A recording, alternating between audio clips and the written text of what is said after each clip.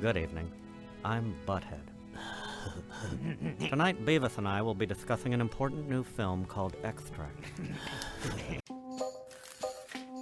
You see that? They're not gonna do their jobs, I'm not gonna do mine. I'm just gonna sit here. I don't know.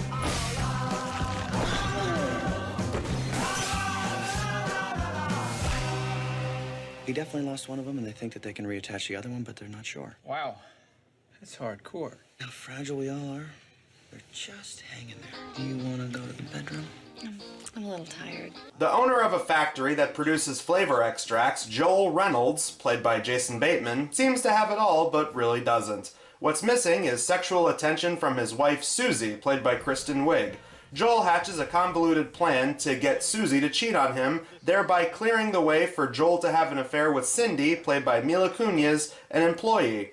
But what Joel doesn't know is that Cindy is a sociopathic con artist, and a freak workplace accident clears the way for her to ruin Joel forever. You'll notice, like previous reviews, I'm sporting my Rose Video shirt from Schitt's Creek because, much like the previously reviewed Shark Night, it has Ted from Schitt's Creek in it. Dustin Mulligan, I believe is the actor's name. He's a character in the movie. But before we talk about the movie itself, I want to talk a little bit about Mike Judge because, honestly, Mike Judge is one of those celebrities who doesn't really act like he's a celebrity. He just seems like the kind of guy, if you came across him at a bar or just somewhere general, he seems like the kind of guy who'd be interesting to talk to. From all the interviews that I've seen and the stuff that I've watched from him, I generally like the stuff that he puts out. He has a very personable touch, which I think a lot of creators, no matter what field, should provide to the art they create. And you definitely get that with stuff like Beavis and Butthead and King of the Hill, which I didn't watch religiously or anything, but when I did watch them, I definitely enjoyed them. Beavis and Butthead, as immature as it is, I actually really enjoy, and I actually don't mind the new Comedy Central Beavis and Butthead. Yes, it's a cheap cash grab on nostalgia, but you know what? Considering all the moronic teenagers that we have in this generation, honestly, it's one of the few things that you can actually bring back and make a statement about the idiotic youth of this generation as much as the idiotic youth of the 90s. And King of the Hill was one of those shows I didn't really get as a kid, but now that I'm older and watch it, I think I appreciate it a little bit more. I don't think it's laugh out loud funny or anything, but it definitely has its charm, and I definitely appreciate it a lot more. Haven't seen the new one that's come out lately. I feel like at some point I should. But yeah, I mean, King of the Hill, it's one of those shows where, again, just like Beavis and Butthead, didn't watch it religiously, but I enjoy it for what it is. Then you get to Mike Judge's movies, and not counting Beavis and Butthead Do America, because that's an animated one. That one's also really good, though. But his live action stuff, the two movies that everybody points to are Office Space and Idiocracy. And both those movies feel like movies that the studios didn't really know how to promote. Idiocracy especially, I don't think they marketed that movie at all. I feel like that movie just sank like a stone when it went to theaters, and then once it went straight to video, everyone discovered it and was like, holy shit, this is actually really good. And Office Space is one of those movies I've seen a bunch of times as a kid, and much like King of the Hill, I feel like I appreciate it the older I get, even though I never worked in an office job. It's one of those things that's just so immensely relatable. It feels like one of those movies where, yes, if you worked in an office, it definitely is funnier because that kind of humor just applies more to that section of people. But as someone who never worked in an office personally, I feel like that movie is just generally really funny and relatable for people who had to work shitty jobs. And then you get to something like this, which, oh my God, the marketing for this would not stop reminding you, hey, this is from the guy that did Office Space. And that was one of the things that made me a little bit nervous to watch it because I only saw it once many years ago on video on demand. But it was one of those things that just never really stuck with me, and then I decided, hey, why not rewatch that and talk about it for a video? And after rewatching it, I gotta say, the one thing I was really terrified of was, oh, is this gonna try and be a new generation Office Space? Which I guess in some cases it tries to, but it doesn't feel like it was actively trying way too hard to do that. Watching the trailer for this before watching the movie, I was like, oh God, is this gonna try and be like a, oh look, we're the blue collar Office Space? And like I said, while there are elements of that in the movie, thankfully it didn't feel like it was trying way too hard to just be, oh, we're basically spiritual successor to Office Space. No, instead the movie reminded me a lot of another movie I did a review on years ago with The Dilemma. Not just because both movies are about infidelity, but because both movies feel like they're a million different subplots Frankensteined into one. Unlike something like Office Space, where you're following somebody who works in an office and hates working in there and just dreams of something beyond just being stuck in a cubicle all day, this is from the perspective of someone who's the manager of an extract plant. I make extract. That's what I do. You know, vanilla, cherry, root beer, s'mores. I really don't want to keep comparing it to Office Space, but Office Space was pretty general with everything. It's like, oh, it's a guy who works at this tech company with lots of computer programming and stuff like that. It's pretty basic. Extract factory workers, you know, not to say that they don't exist, they certainly do, but it's a little more niche. The manager of the factory is played by Jason Bateman, and it seems like he has life by the balls. It seems like everything is just going perfect. Except it isn't. In the grand Jason Bateman tradition, he's a guy who seems to have generally a lot of good things going for him, but there's just a bunch of other stuff that just keeps piling up and making his life more difficult. And this is what results in the wacky comedy that goes on in the film, as he has marital problems, he hasn't had sex with his wife in several months, his wife is played by Kristen Wiig, who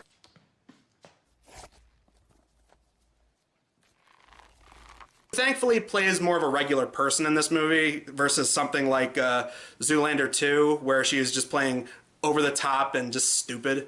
So yeah, thankfully Kristen Wiig isn't that bad in this movie. She just kind of plays a regular person. So he has sexual frustration, he has workers constantly complaining to his co-manager, played by J.K. Simmons, who actually is one of the characters I actually liked in the movie, because J.K. Simmons, thankfully he was given way better shit to do here than he was in Father Figures. Genius asked for a raise. I said, are you kidding me? You almost got somebody killed last week. And then he tried to blame it on Dinkus over there.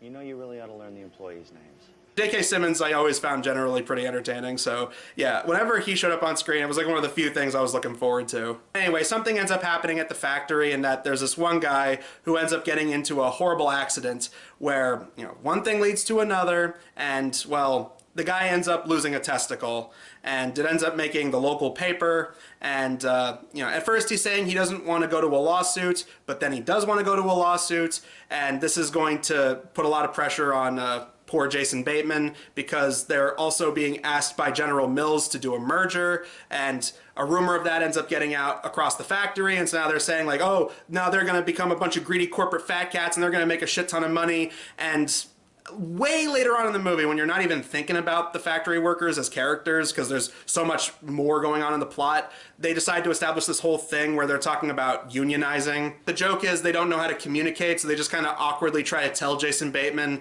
without really getting to the point, and Jason Bateman, with all the other stresses that are going on around him, just kind of storms off. I think that maybe we should get a piece of it. And, you know, so what we decided is, what everybody has decided is that if we don't, then what we're going to do is we're going to... That was pretty much the extent of that subplot. It's in like 3 or 4 scenes in this hour-and-a-half movie. Yeah, really doesn't go anywhere. The main crux of the movie is Jason Bateman's sexual frustration because he hasn't had sex with his wife. So while talking with his pseudo-hippie bartender friend, played by Ben Affleck. Yet another comparison to Office Space, it feels like they were trying to take Ben Affleck's character and make him sort of like the Diedrich Bader character from Office Space, but for this movie. You know, he's the character who doesn't seem like the sharpest tool in the shed, but every once in a great while he kicks some knowledge and tells the main character to get his head out of his ass. No. No, man. Shit, no, man. I believe you get your ass kicked saying something like that, man. The difference is Diedrich Bader they use pretty sparingly in Office Space versus this movie, Ben Affleck just seems like he's happy to be there. And this is coming from someone that doesn't outright hate Ben Affleck like some people do. Ben Affleck all throughout this movie just feels like he pops up every once in a while and is just told to act goofy. I mean, I never really knew how to feel about Ben Affleck in comedy movies. I mean, there's a couple where he works, you know, he worked in Chasing Amy. But that's what it felt like. It felt like whenever you have Ben Affleck just in goofy comedies, he just kind of mugs and ad-libs and just keeps talking just so that eventually something funny comes out. The boy's last name. I'll call information. I don't remember. It's a Mexican name. The guy's got blonde hair and blue eyes. Come on. I thought it was strange, too. A guy who looks like that had a Mexican last name. But it might not have been Mexican. It could have been a Filipino name. I think it's Lopez, or Sanchez, or Gutierrez. So Jason Bateman keeps telling his troubles to his hippie bartender friend, Ben Affleck. And, you know, they every once in a while keep talking with each other. It's like, oh, man, yeah, like, don't worry, man, something good will come your way. And something does, as a new person shows up to work at the factory, and that person's played by Mila Kunis. She plays a character named Cindy. And, well, what you need to know about her is that she's a con artist. She goes from town to town, basically ripping people off, stealing things without paying. That's her racket.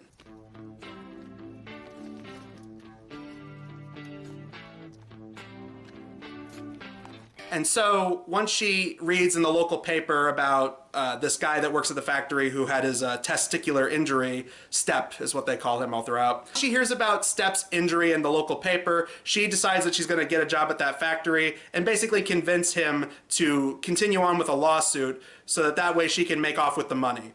All the while, Jason Bateman starts to develop a crush on her, and he goes back to Ben Affleck telling her, yeah, there's this like really cute girl that's working there. She's really pretty and really attractive. And Ben Affleck, trying to help Jason Bateman loosen up, gives him what he thinks is Xanax, but it turns out that it's Special K. I don't know. It's so nuts. You gotta listen to the universe. Did you have another drink, man? You know what? Why don't I go call Brad? See what he has to say about this. What the hell?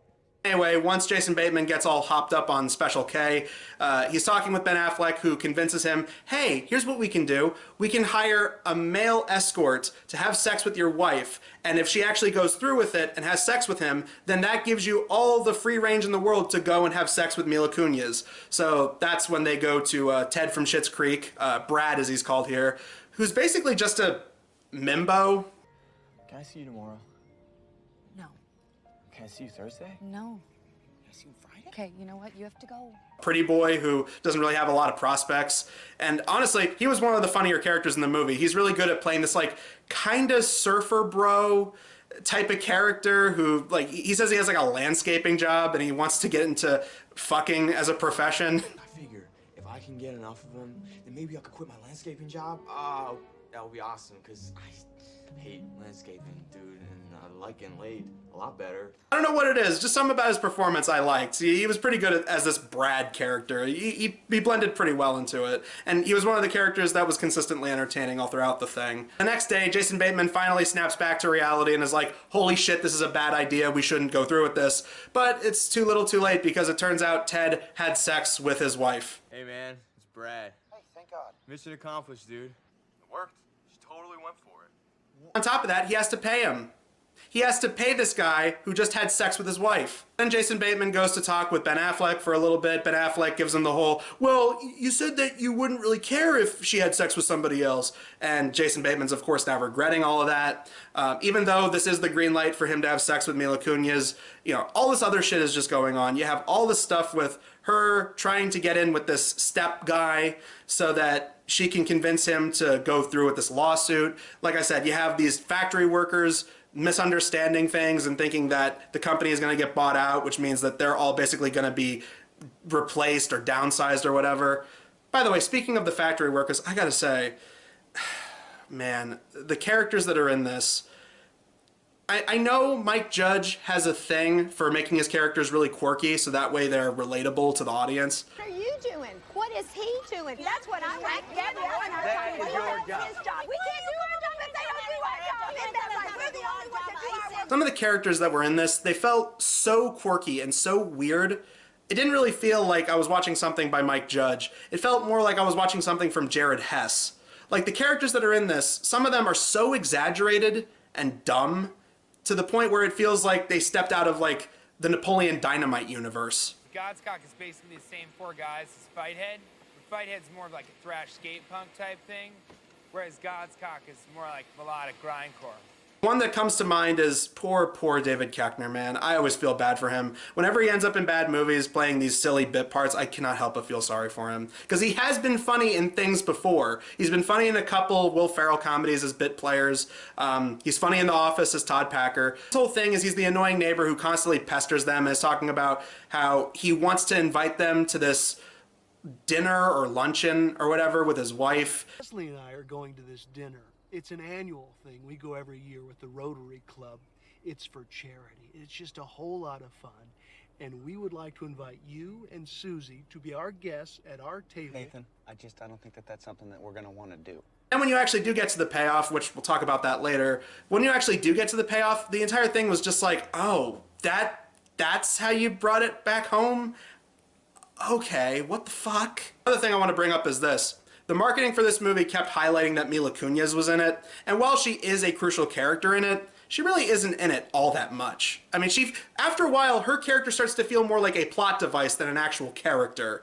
Because the few times that she does pop up in the movie, it's like, oh shit, I forgot Mila Kunis was in this too. Because in between all the stuff with the factory, where these people are talking about unionizing so that way they can get more money, the main crux of the movie really is this infidelity plot, and it just keeps alternating back and forth, and it feels like the movie doesn't really have a proper sense of focus. Ultimately, what it comes down to is Kristen Wiig eventually starts to feel bad about cheating on Jason Bateman, so she has to break it off with Brad, and Jason Bateman, he finds out that, I think in the span of like, what, 3 days, maybe? They've had sex like 15 times. 15 times? 15?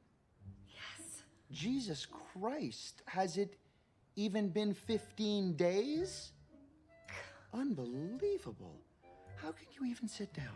Between that and all the drama at the factory and the lawsuit, eventually he decides to just pack his bags and he stays at a hotel. He finds out that Mila Kunis just so happens to be there too, and that's when he figures out her whole racket of she goes to town, swindles people of their money and their possessions so that way she can pawn it off, and yeah, she's basically just a common criminal and a con artist and a borderline psycho.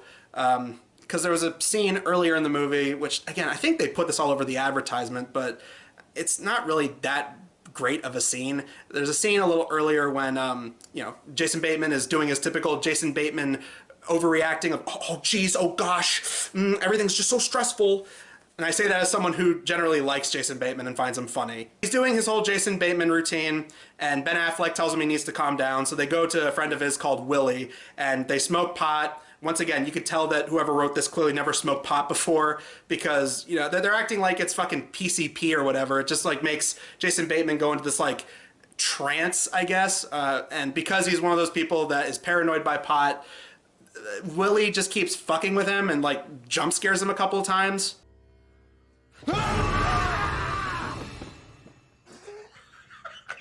Jesus Christ. After that, he reveals that his wife has been cheating on him, so the other two guys are telling him, oh yeah, call up this girl, have sex with her, have a fun time. He pulls up a piece of paper that she gave him with a phone number on it, and it turns out that it's Willie's phone number because she's with Willie at the moment, and so then Willie punches Jason Bateman and gives him a black eye. For some reason, they put that all over the advertisements for this thing, and honestly, maybe it's just me, I just didn't find that scene all that funny. It felt like it just went on way too long. It's weird because there's not a whole lot of that stupid ad-lib shit that you see in, comedies starring, Adam Sandler or Will Ferrell, where it feels like that's basically half the movie. But whenever scenes like that did pop up, it was just like, okay, can we speed this up? This is just not that funny. Once Jason Bateman confronts her and finds out that she's been stealing things like some lady that works at the factory's purse, and someone who works at the factory's wallet, and someone who works at the factory's watch. He starts to call her out and threatens to call the police, and then she starts crying. They end up having sex, and then the next morning she slipped away, but she didn't steal those things back, so it seems like she's trying to go on the right path. And a little bit before that, she promises that she'll convince Stepp to not go forward with the lawsuit. And then this goes back to the whole factory drama where, the factory workers misconstrue someone that he's talking to in his office for being General Mills representatives, even though it's a lawyer that Stepp hired. And the lawyer is played by fucking Gene Simmons, the dude from Kiss. We will drop this case right now if you come over here and put your testicles right here. And let me slam this door like this! All he was missing was the fucking makeup. He feels like he was just a rock star freaking the fuck out at somebody in a parking lot. In the end, some lessons are learned, no feelings are hurt. Brad apologizes for having sex with Bateman's wife. Bateman decides to give him a job opportunity at the factory. He makes Stepp the floor manager of the factory. He tells everybody that they're not getting bought out by General Mills and everybody can just go on about their day. Stepp drops the lawsuit. And then here's how they bring it all back around to David Koechner's character. He goes over to their house and pesters Kristen Wiig for a bit. Kristen Wiig just unloads on him and just yells at him and tells him, like, yes, we find you boring. We don't like talking to you. We don't like living next to you. And then he has, I guess, a heart attack and dies? You are the worst neighbor in the world. We don't like you. Is that clear enough for you, Nathan? Is that clear? Shut up! Nathan! Nathan? And then when they're at the funeral, that's when Kristen Wiig and Jason Bateman start talking to each other again, and they say that they were both going to that dinner or luncheon or whatever that his wife was going to. They decide that, you know, okay, we'll actually stop being petty people and we will go to that. She told Leslie I would go to that Rotary Club dinner tonight. Said Nathan would have wanted it that way. I said I'd go to that too. So in the end, it feels like tragedy is sort of what brought them back together. That's ultimately what I took away from the movie. Aside from, I guess, just general themes of like, hey, you know, be happy with what you have. Sometimes the grass isn't always greener on the other side or whatever. I don't really know what this movie was trying to shoot for. Oh, and if you stay during the credits, there's a bit where it turns out that Mila Kunis, I guess, had sex with Gene Simmons and stole his car because the next day he ends up getting a piece of shit tow truck that she stole from Stepp, and she's driving off in a Porsche. What the fuck?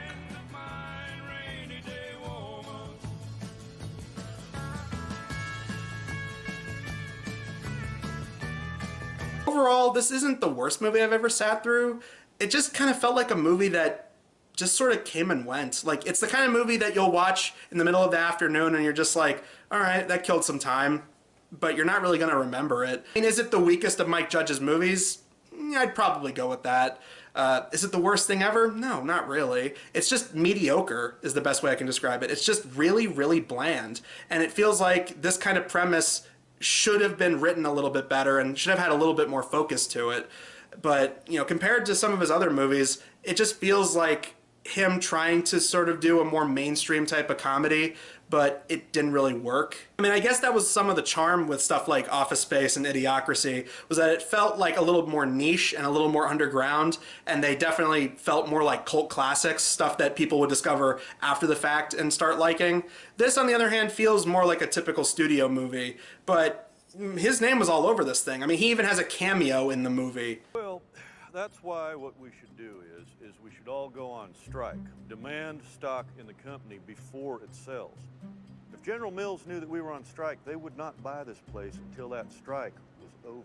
Yeah, the movie's biggest sin is that it's just kind of bland and doesn't really have a whole lot of focus. It's not a complete waste of time. I chuckled here and there, but yeah, it's probably the weakest of Mike Judge's movies. As for recommendations, honestly, I'd say just watch Office Space or Idiocracy instead. Or hell, watch the Beavis and Butthead movies. Even that recent one that he did like a year or two ago, Beavis and Butthead Do the Universe, that was pretty good. I don't think it was as good as Beavis and Butthead Do America, but that one was still pretty good. Anyways, we got one more video for Blockbusters this month. We're going to be talking about an anime movie. We're going to be talking about Stand By Me, Doraemon.